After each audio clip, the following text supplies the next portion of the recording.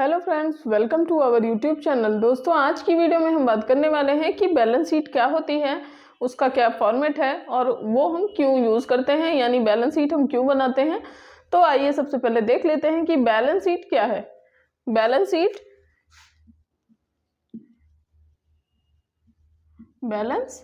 Sheet यानी कि वित्तीय विवरण। वित्तीय विवरण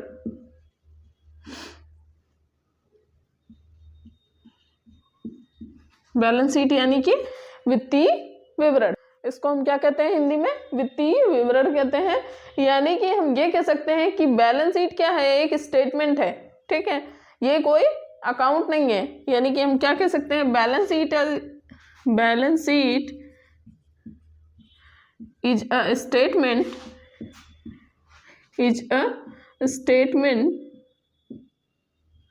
not an account।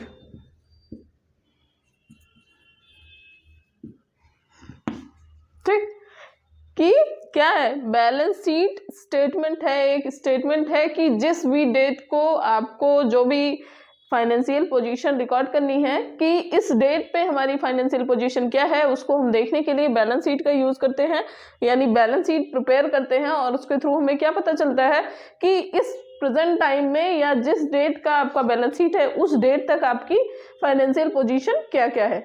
ठीक है, आपकी फाइनेंशियल पोजीशन क्या है। तो यानी कि ये कह सकते हैं कि बैलेंस शीट क्या है? एक अकाउंट नहीं होता है, ठीक है, इसमें डेबिट क्रेडिट नहीं है, डेबिट क्रेडिट जैसा कुछ भी नहीं है। ये क्या है? एक तरीके का स्टेटमेंट है, ठीक है, एक तरीके का स्टेटमेंट है। तो आइए इसका फॉर्मेट देख लेते हैं। सबसे पहले बैलेंस शीट एज एट 31 मार्च 2022।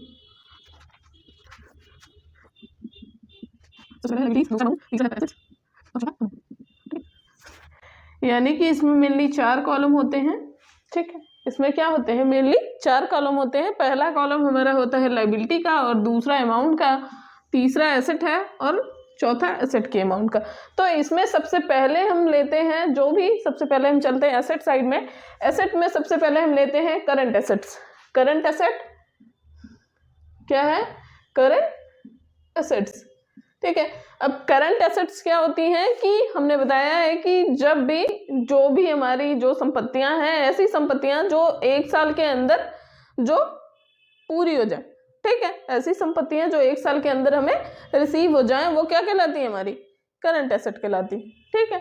करंट एसेट में जैसे आपका कैश अकाउंट हो गया, कैश अकाउंट, ठीक है, कैश, मान लीजिए इसमें कुछ अमाउंट है। बैंक हो गई, ठीक है, बैंक का अमाउंट, ठीक। स्टॉक हो गया, स्टॉक का अमाउंट, ठीक है, या फिर आपका डेटर हो गया, ठीक है, ये डेटर का अमाउंट। तो ये सारी चीजें क्या है? आपकी करंट एसेट के अंदर आती है। यानी कि करंट एसेट में क्या चीजें आती हैं? जो 1 साल के अंदर जो भी हमारी संपत्तियां वो हमें मिल जाए या कंप्लीट हो जाए, तो उस कंडीशन में क्या कहलाती हैं? करंट एसेट कहलाती, ठीक है। उसके बाद आती है नॉन करंट एसेट्स, आती हैं कुछ नॉन करंट एसेट। इसमें आपके आती है गुडविल, गुडविल हो गया, फर्नीचर्स हो गए, मशीनरी हो गया, ये सब कुछ क्या है? आपके नॉन करंट एसेट है। यानी कि इनकी जो प्राइस होती है, इनका जो अमाउंट होता है, ये क्या होता है? 1 साल से ज्यादा के लिए चलने वाला होता है, ठीक है। ये सब क्या होती है? 1 साल से ज्यादा के लिए चलने वाली होती है। तो इसमें क्या आते हैं कि करंट एसेट में कौन सी एसेट्स आती हैं? जो जैसे कैश, बैंक, स्टॉक या डेटर्स, ये सब क्या है? आपके करंट एसेट्स हैं। और इसी तरीके से नॉन करंट है, जिनका फायदा हमें 1 साल बाद भी मिलेगा, ठीक है। ऐसे एसेट्स जिनका फायदा हमें क्या मिलता है? 1 साल के बाद भी मिलता रहता है। तो ये सारी एसेट्स क्या होती है? हमारी नॉन करंट होती। तो एसेट साइड हो गया। इसी तरीके से आपकी लायबिलिटी साइड हो गई। लायबिलिटी में भी सबसे पहले current liability, current liabilities, current liability में आपका क्या हो गया? Bank overdraft, bank overdraft, bank overdraft, इसको ओडी भी बोलते हैं, डी, ठीक है। बैंक ओवरड्राफ्ट हो गया। बिल पेबल है, क्या है, बिल पेबल है, ठीक है, बिल पेबल हो गया। क्या आते हैं, क्रेडिटर्स। बैंक ओवरड्राफ्ट हो गया, बिल पेबल हो गया, क्रेडिटर्स हो गए, इसके अमाउंट हो गए जिनके हैं, ठीक है, सबके अमाउंट हो गए। इसके साथ ही आपकी करंट नॉन करंट लाइबिलिटीज में आते हैं। नॉन करंट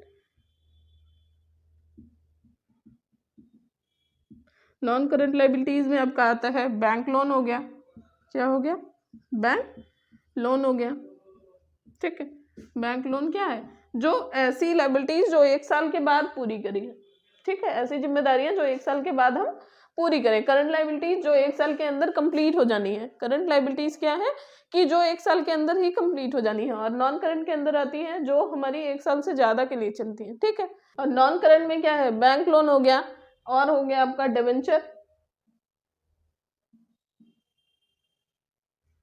ठीक है। डिबेंचर कब होगा, बैंक लोन क्या होता है, जब हम बैंक से लोन लेते हैं तो उसको हम बैंक लोन बोलते हैं, ठीक है। जब हम पब्लिक से लोन लेते हैं तो हम उसको क्या बोलते हैं, डिबेंचर बोलते हैं, ठीक है। उसके साथ ही कैपिटल भी हमारी इसी के अंदर आती है। क्या आती है, कैपिटल, ठीक है।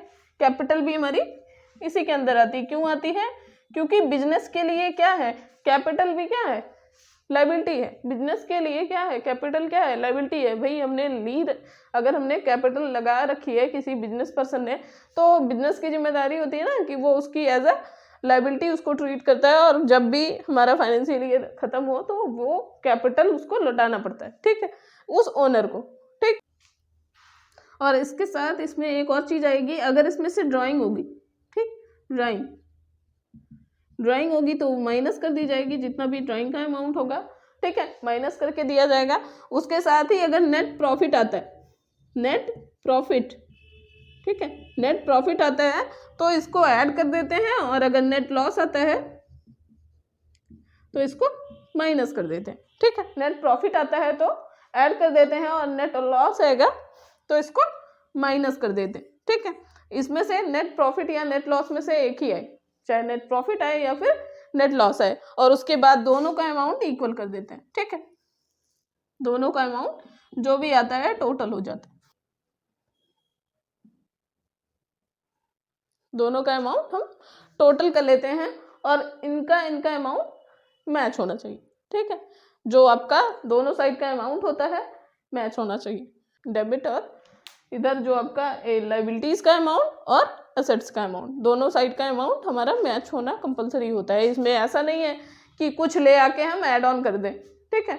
ऐड ऑन करने के लिए या फिर यहाँ से वहाँ ले जाने के लिए, यानी लाइबिलिटी से एसेट में ले जाने के लिए कुछ भी नहीं होता, ठीक है। क्योंकि क्या है, ये अकाउंट नहीं है, ये क्या है, एक स्टेटमेंट है। यानी हम ये कह सकते हैं कि बैलेंस शीट क्या है, कि बैलेंस शीट में हम मेनली क्या करते हैं कि जो भी हमारा वित्तीय विवरण बनाते हैं, यानी जो भी हमारी फाइनेंशियल पोजीशन है उसको निकालने के लिए जो हमारा डेबिट होता है, जो यानी लाइबिलिटीज होती हैं, जो हमारी एसेट्स होती हैं, उनका हम टोटल करके इसके थ्रू हम क्या निकालते हैं, हमारा जो फाइनेंशियल पोजीशन क्या है इस प्रेजेंट टाइम में क्या है, ठीक है। उसको आप क्वार्टरली भी निकाल सकते हैं, एनुअली भी निकाल सकते हैं, हाफ ईयरली भी निकाल सकते हैं, जिस भी तरीके से निकाला जाता है वो वहां पर डेट मेंशन एज एट का मतलब क्या है कि जिस time, at the point of time, at the point of time पे ही ये निकाली जाती है, ताकि जब भी आपको निकालनी हो, ये ना कि फाइनेंशियल ईयर में। जैसे आपका प्रॉफिट लॉस कब होता है, प्रॉफिट लॉस में क्या होता है कि वो एक फाइनेंशियल ईयर का निकाला जाता है, ठीक है। लेकिन ये क्या है, बैलेंस शीट आप जब चाहे बना सकते हैं। बैलेंस शीट बनाने का क्या क्या मेन मतलब होता है, मेन मोटिव उसका क्या है कि इसमें हम क्या पता कर पाते हैं कि जो हमारी कंपनी की फाइनेंशियल पोजीशन क्या है, ठीक है, उसको हम यहाँ से निकाल पाते हैं। किसके थ्रू, लाइबिलिटीज और एसेट्स के थ्रू। अगर हमारी लाइबिलिटीज ज़्यादा हैं, एसेट्स कम है, तो हमारा लॉस होता है, और अगर एसेट्स ज़्यादा हैं, लाइबिलिटीज कम है, तो इस तरीके से हमारा प्रॉफिट लॉस हम जज कर पाते हैं, ठीक है। तो ये है हमारा बैलेंस शीट का फॉर्मेट। बैलेंस शीट के फॉर्मेट में क्या होता है कि हमारी जो लेफ्ट साइड है उसमें हमारी लाइबिलिटीज आती हैं, और राइट साइड में हमारी क्या आती हैं, एसेट्स आती हैं, एसेट्स, और उसका अमाउंट आता है। लेफ्ट साइड में हमारी क्या आती है, लाइबिलिटीज, और उसका अमाउंट आता है। तो इस तरीके से हमारी जो समरी थी, जो भी हमारे मैंने जनरल एंट्री बताई, देन लेजर्स बताए, ठीक है। उसके बाद जो पोस्टिंग के बाद हमारी आती है समरी। समरी में हमारी 3 चीजें थी, क्या क्या थी समरी में? समरी में हमारी 3 चीजें थी। पहला था ट्रायल बैलेंस, ठीक है। दूसरा था हमारा ट्रेडिंग और PL account, trading profit and loss account, profit and loss account. और तीसरा हमारी थी बैलेंस शीट, ठीक है, बैलेंस शीट। तीसरी हमारी क्या थी? Balance sheet. ये तीनों हमने पढ़ लिया। तीनों का फॉर्मेट क्या होता है, ट्रेडिंग और पीएल अकाउंट क्या होता है, उसका फॉर्मेट क्या होता है, साथ ही बैलेंस शीट क्या होती है और उसका फॉर्मेट क्या होता है, ठीक है। तो यहाँ पे हमारा क्या है, जो हमारी अकाउंटिंग साइकिल है वो यहाँ पे समाप्त होती है कि जब हम बैलेंस शीट प्रिपेयर कर लेते हैं तो हमारा क्या होता है, एक कंप्लीट ट्रांजैक्शन हो जाती, ठीक है। कि ट्रांजैक्शन करने के लिए, यानी कि ट्रांजैक्शन साइकिल को रिकॉर्ड करने का जो प्रोसेस है हम उसको कंप्लीट कर चुके हैं, ठीक है। कि जो भी हमारी ट्रांजैक्शंस होती हैं वो किन किन स्टेजेस से होके जाती। तो यानी कि सबसे पहले हमने जनरल एंट्री बनानी सीखी, देन लेजर्स बनाने सीखे, देन हमने क्या किया, ट्रायल बैलेंस बनाया, प्रॉफिट एंड लॉस अकाउंट बनाया, देन अब हम बैलेंस शीट बना के हमारी जो ये पोस्टिंग होती है किसी भी पर्टिकुलर ट्रांजैक्शन की, उसको हम कंप्लीट कर पाते हैं, ठीक है। तो यहाँ पे हमारा अकाउंटिंग बेसिक्स कंप्लीट होता है।